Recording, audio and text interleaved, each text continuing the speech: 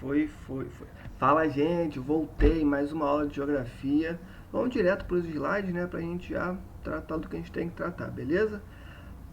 Os informes de sempre, né? Na verdade é só um informe. Se ouvirem uma música de fundo, é o bar aqui da frente da minha casa, que não tem hora. Toda hora é hora de música, então, né, tá tocando aí, vambora.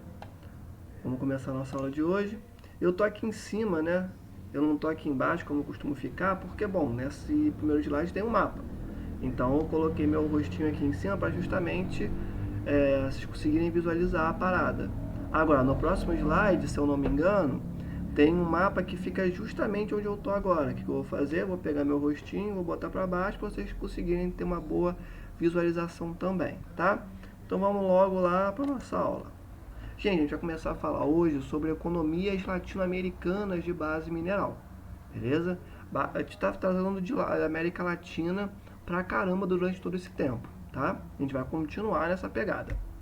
O primeiro país de todos, inclusive a nossa aula hoje é específica sobre esse país, que é a Venezuela, beleza? Para começar, já vamos tratar aqui de um panorama atual, uma passada rápida no que vem acontecendo, né? Na verdade, vamos pegar desde ali o momento em que o Hugo Chávez ele entra no poder, né? Ele se torna presidente da Venezuela, até mais ou menos o que acontece hoje em dia, tá? Eu vou finalizar essa parte do panorama atual dando o cenário, né? Finalizando com o cenário que vai basicamente ser a base para tudo que vai acontecer dali para frente, que é onde nós estamos hoje em dia, tá? Vamos lá, vocês vão entender. Então, o primeiro nome aqui, obviamente, que é o de Hugo Chávez, beleza? Ele era um militar venezuelano. Ele tenta dar um golpe em 92, se não me engano, para tirar o então presidente da Venezuela do poder, não consegue. Porém, em 90, ele tentou dar dois golpes, né? Um em 92, acho que outro em 95.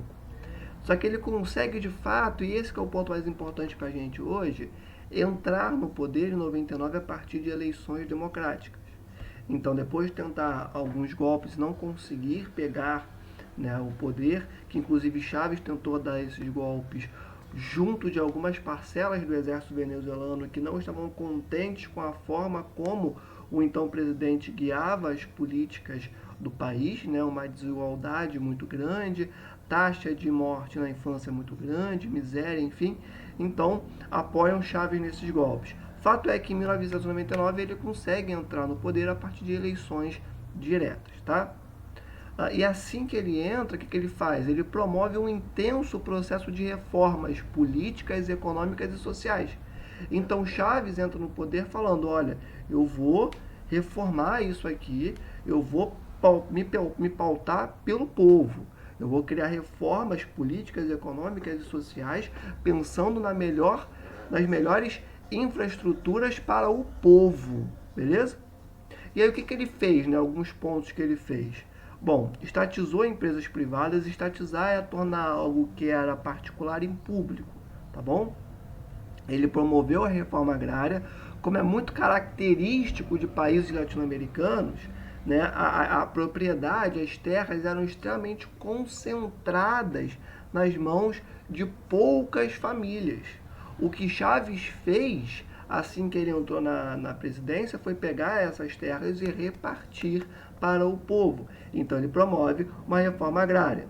Ele também desenvolveu, né, uma redução da jornada de trabalho para 48 horas semanais. O povo venezuelano trabalhava pra caramba, ele pega e reduz um pouco essa jornada de trabalho até para o pessoal poder ter vida, né? Não é só trabalho. Ele promoveu também a construção de casas populares. O número de pessoas sem casa na Venezuela até esse momento era muito alto. Como que Chaves lida com isso? Ele constrói uma série de casas populares justamente para atender essas pessoas, beleza?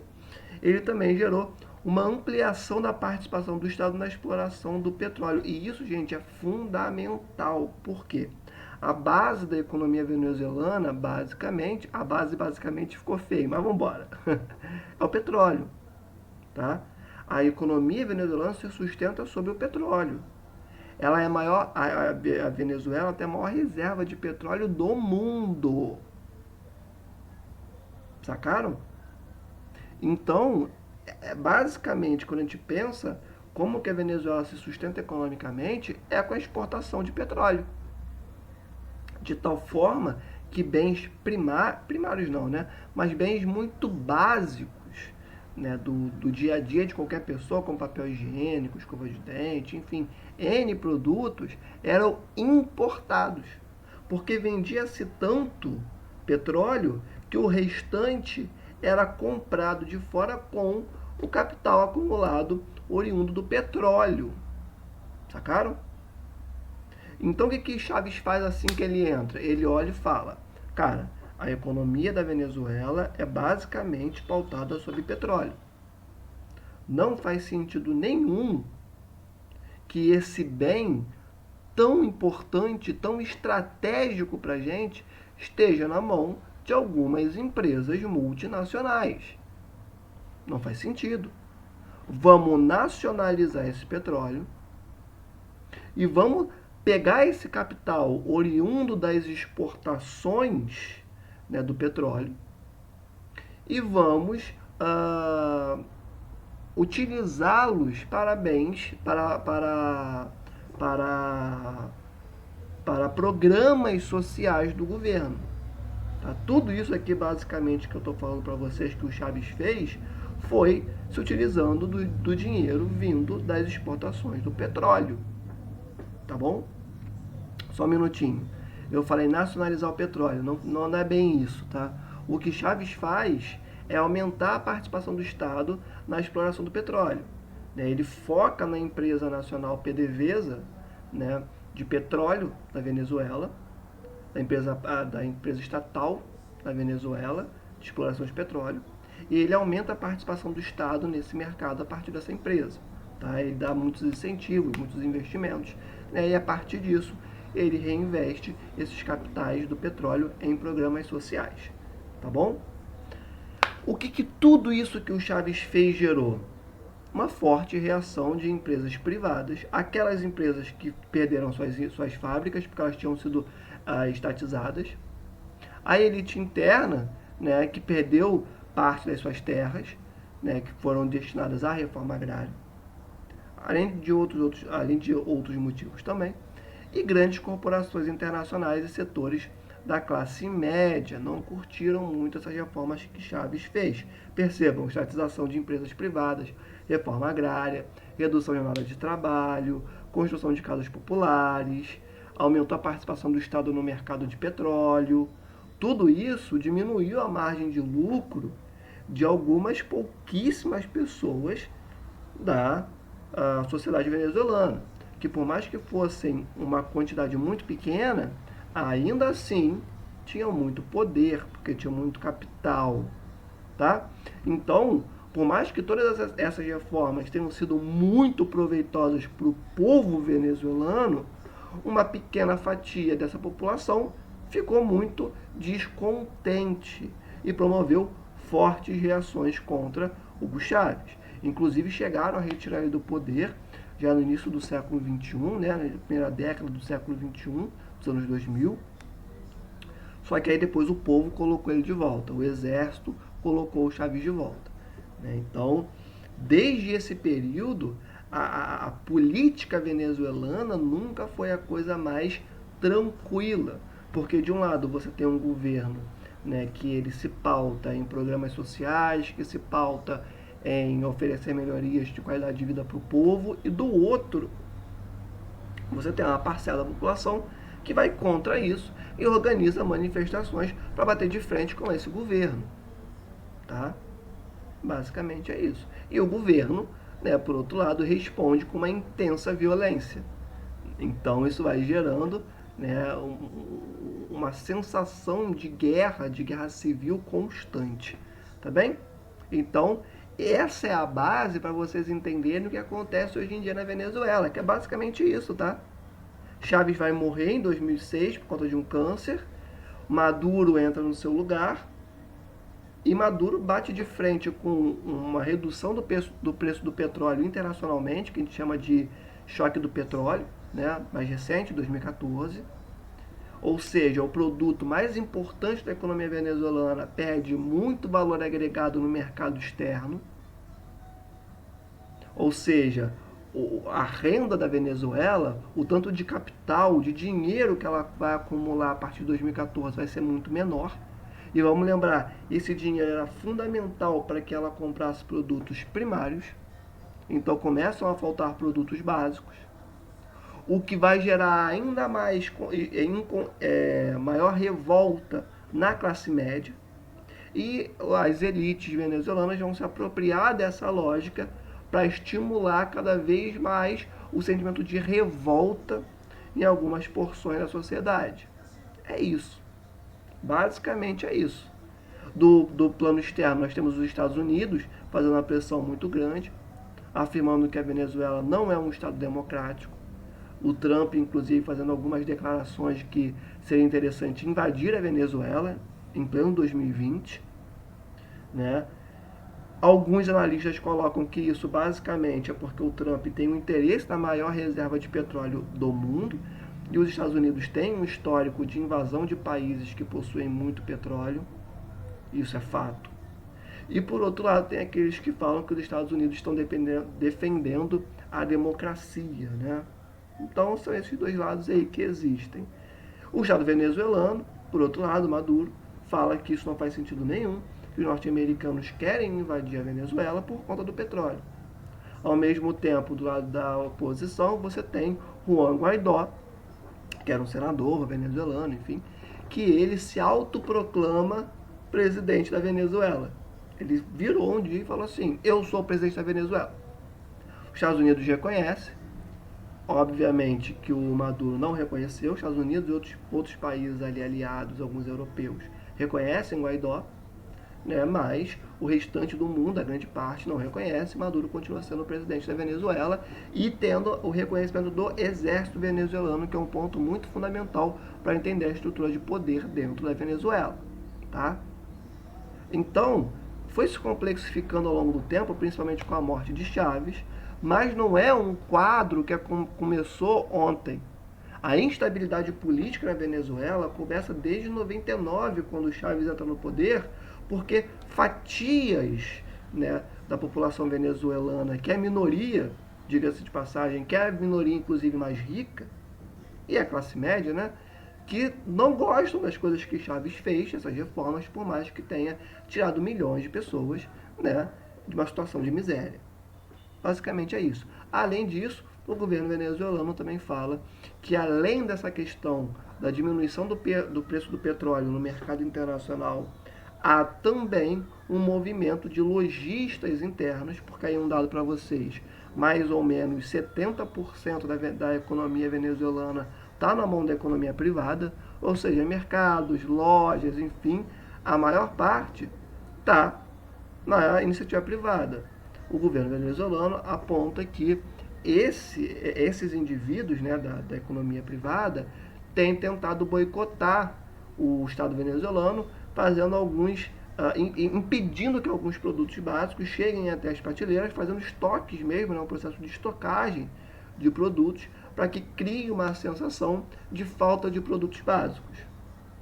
Deixar claro para vocês, de fato, falta produtos, né, na Venezuela por conta da diminuição dos lucros, né, do capital advindo do petróleo. Agora, se estão estocando ou não, existem algumas provas dizendo que sim e também algumas dizendo que não. Difícil afirmar qualquer coisa, tá? Então, esse aqui é o panorama geral da situação política interna da Venezuela. Beleza? Tranquilão? Como eu falei, muitos outros fatores foram se desenvolvendo ao longo do tempo, principalmente pós-morte de Chávez, porém a base é essa daqui, tá? É isso. Deixa eu ver quanto tempo que eu tenho. 14 minutos ainda, tem bastante tempo. Vamos falar agora do espaço natural venezuelano. Vamos falar um pouquinho aqui de vegetação, falar de relevo, hidrografia, tá bom? Mas bem rapidinho. Vamos lá. A Venezuela tem uma área total de 912.050 km². Ela é repartida, né, em 4 regiões naturais. A primeira delas, vamos colocar aqui, que é o litoral. tá? O litoral, basicamente, ele tem um relevo plano, ele é plano. Ali nessa região nós temos uma grande presença de extração petrolífera, ou seja, uma região muito importante do ponto de vista econômico. Sempre vamos lembrar, a Venezuela é extremamente dependente da comercialização de petróleo, beleza? E aí esse litoral ele se ramifica em duas porções, né? A gente tem o litoral atlântico, que ele está aqui, ó. Esse aqui é o litoral atlântico, essa regiãozinha mais verde aqui é essa porção que a gente está tratando agora, tá? Que fica a leste. E também temos o litoral norte, que já é essa porçãozinha aqui, ó, próxima do Mar do Caribe, tá bom? Ou seja, nessas regiões nós temos extração de petróleo. São regiões de um relevo mais plano. E basicamente é isso que vocês precisam saber, tá? A região dos Llanos é uma porção central do país. Jogando aqui para o mapa para vocês. Região dos Llanos é basicamente isso aqui, ó. Pega essa regiãozinha e se estende até mais ou menos aqui, tá? É tudo isso aqui. Essa região, né, é uma planície, né? Olha só, uma planície. Cadê meu mouse? Tá aqui. Se a gente for para a legenda, gente, é sempre bom olhar a legenda, tá? Sempre que vocês pegarem um mapa, vocês têm que olhar o título, a legenda, a orientação geográfica, né, e o mapa em si. Então, olha, é um mapa de relevo e hidrografia. E na legenda nós temos as cores aqui e a altimetria das diversas estruturas. Então, o verde é 0 metros, ou seja, está ao nível do mar. E o mais escuro, 5.000 metros em relação ao nível do mar. Então, se está verde, gente, é plano, né? Aqui, ó, 0 metros, está no nível do mar. Tá? E aqui, como eu falei que os Llanos começam aqui, que se estendem até essa regiãozinha, mais ou menos, é muito nítido que isso aqui é uma região plana, né? E quando a gente entende que aqui nós temos uma série de afluentes do rio Orinoco, que é o rio, um dos rios principais da Venezuela, que é justamente esse rio aqui, ó, branquinho, a gente entende o porquê, né? Os rios, eles depositam material ali em algumas de suas margens. E em momentos de cheias, eles alagam, né? Como o próprio nome já diz, período de cheias. A água transborda das suas margens. Depois, quando ela retrai, aquele solo está muito fértil. Tá? E também bastante erodido. Portanto, planícies. Beleza? Então, voltando, porção central do país, já apontei para vocês no mapa onde é que está. Planície drenada pelos afluentes do rio Orinoco. Temos aí uma vegetação de savana, tá? Que é aproveitada para uma pecuária extensiva. Pecuária extensiva é aquela pecuária que não se utiliza de muitas técnicas modernas de aproveitamento econômico dessa atividade e também não tem tanto capital investido. Basicamente, é um tipo de pecuária que deixa ali o pasto disposto, né, sem qualquer tipo de utilização de muitas tecnologias, e é isso, pecuária extensiva, tá bom? Então, uma região de vegetação de savana e pecuária extensiva, como eu já falei para vocês, e temos também, avancei aqui, deixa eu voltar, temos plantio de algodão, arroz, milho, o que nos diz que é uma região fértil. Eu até botei aqui um mapa de novo para facilitar esse nosso entendimento. Eu acabei de comentar isso com vocês. O rio transborda, as suas margens ficam ali cheias de água, obviamente, né, um processo de cheias. Quando essa água volta, né, quando acaba o período de cheias, essa região ali tá bastante fértil, né, e acaba se tornando propícia para o desenvolvimento de atividades agropecuárias, uma pecuária extensiva e um plantio de algumas espécies vegetais, né, milho, né, como eu já falei para vocês, né, milho, arroz, algodão, enfim. Tá bom, gente? Basicamente isso é a região dos Llanos. Deixa eu ver quantos minutos eu tenho. 19 e pouquinho. Dá para falar de mais uma região. Vou falar agora da região montanhosa, que basicamente está aqui no mapa, ó. Essa aqui é a região montanhosa. Vamos para a legenda. São os pontos mais escuros que nós temos na legenda, ou seja, são os pontos mais altos, tá?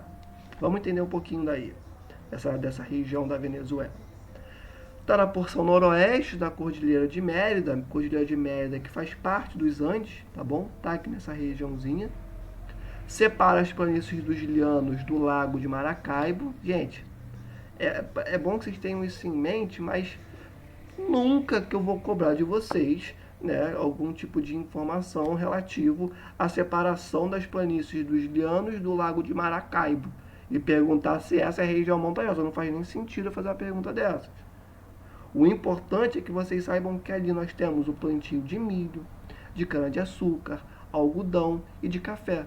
E que as temperaturas aí são mais amenas, tá bom? Então nessa região, nas porções mais baixas, nós temos ali o plantio de algumas espécies agrícolas, tá? Como café, algodão, por aí vai.